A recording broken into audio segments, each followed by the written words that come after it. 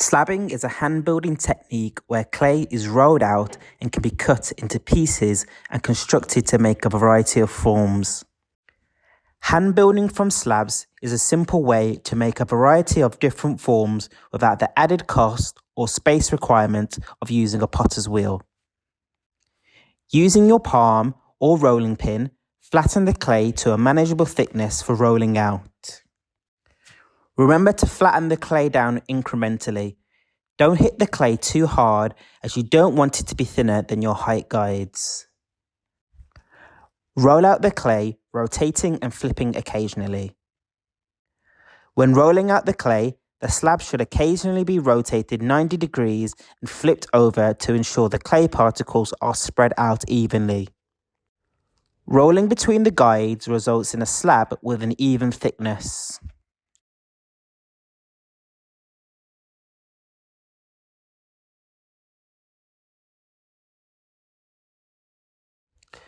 To smooth and compress the rolled out clay, use a rubber kidney tool, working in different directions and taking care to maintain a consistent thickness.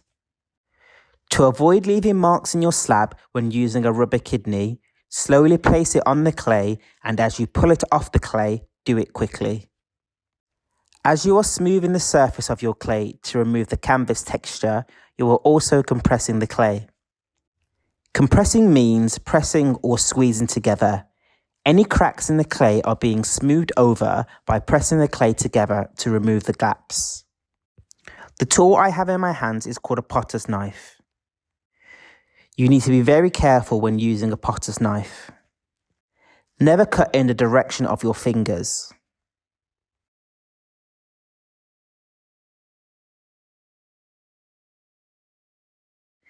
If the edges of your circle slab are rough, use your fingers to refine the shape.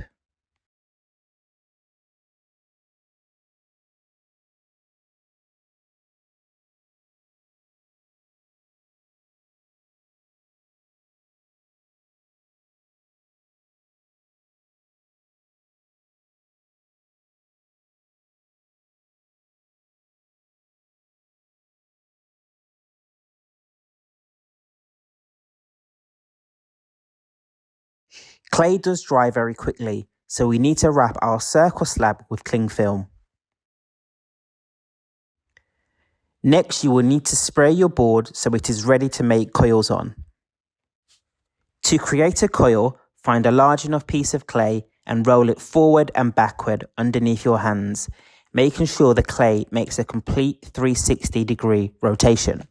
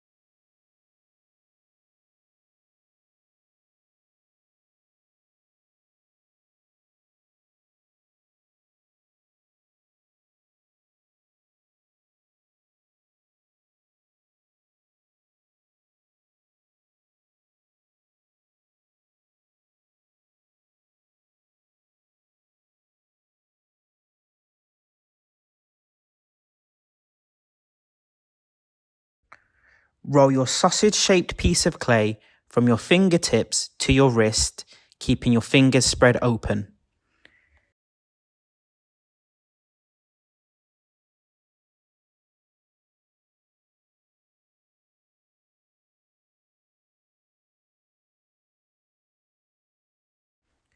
When you move your hands further apart from each other when you are rolling, your coil will become longer.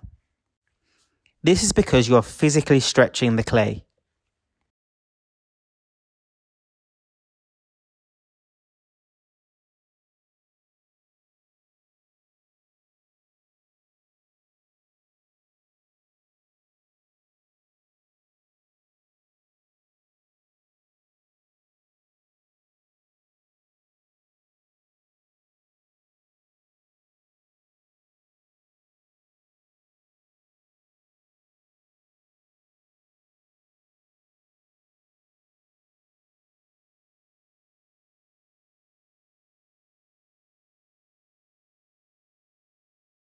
Your coils need to be as thick as your guide sticks.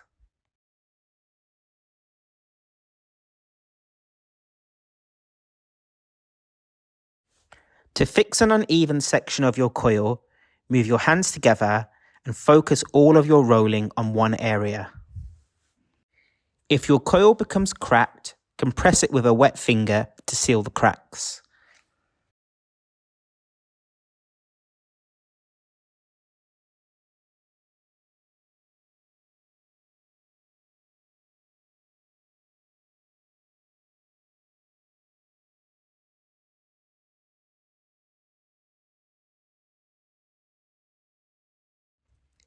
Check your coils are the same size before you start building your base. The amount of coils you will need to make will depend on how tall your piece is going to be.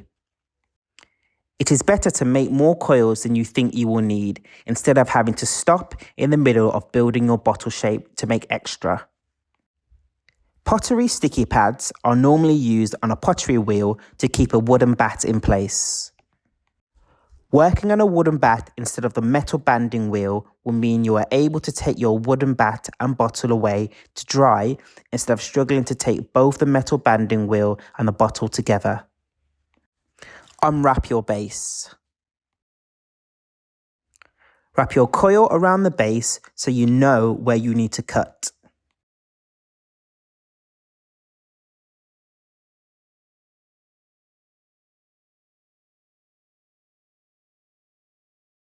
If you have any gaps to fill, just fill them with a plastic piece of clay.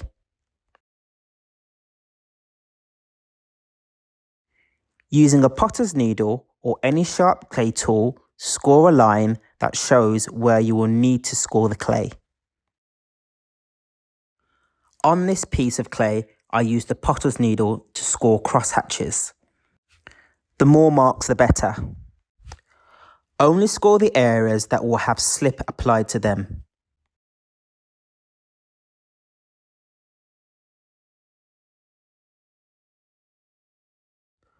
What I am holding in my hands is homemade white joining slip.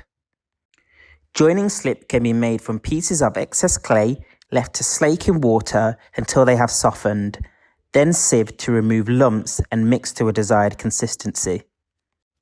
The same type of clay must be used for the objects being joined and the joining slip.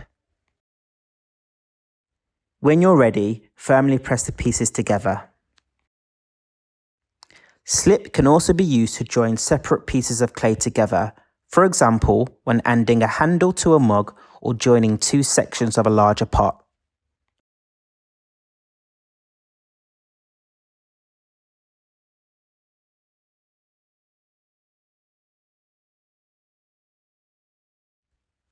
To make sure the clay pieces are firmly joined together, use smaller pieces of clay and press it into the inside corner of the join. I used the rounded end of a wooden modelling tool to help with this.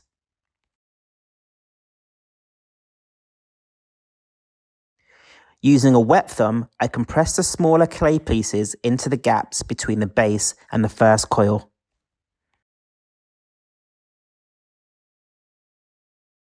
Next, roll out another smaller coil to fill the gap on the outside of your base.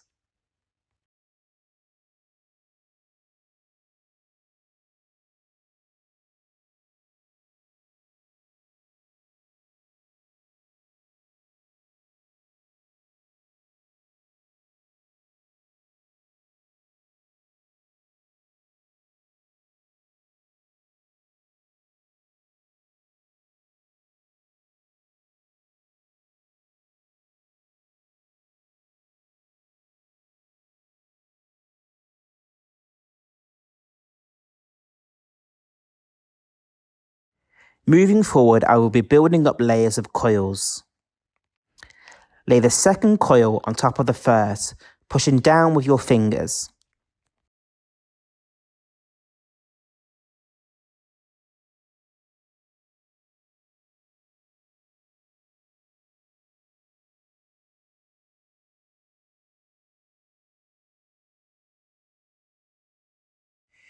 Using smaller pieces of clay, fill the gaps between each coil layer.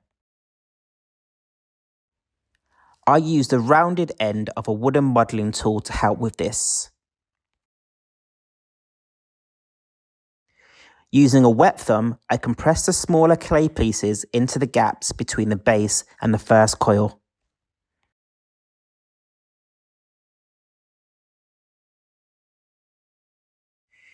Using smaller pieces of clay, fill the gaps between each coil layer.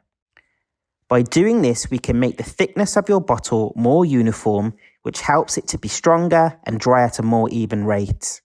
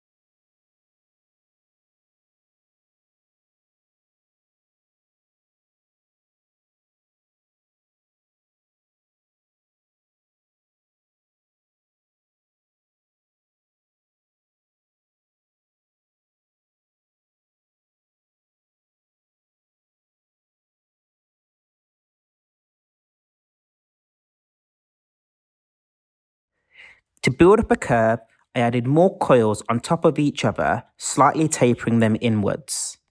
Tapering means becoming thinner or narrower towards one end.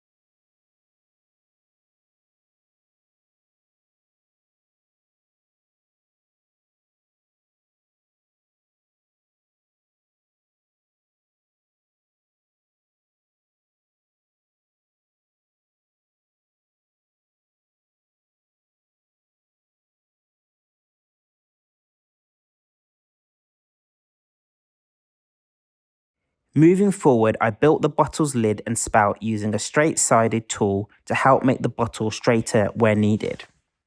If you are not completing your bottle in one lesson, wrap what you have made using cling film. This will stop air getting to them and prevent them from drying out. Keeping your coils soft will enable you to continue adding coils when ready.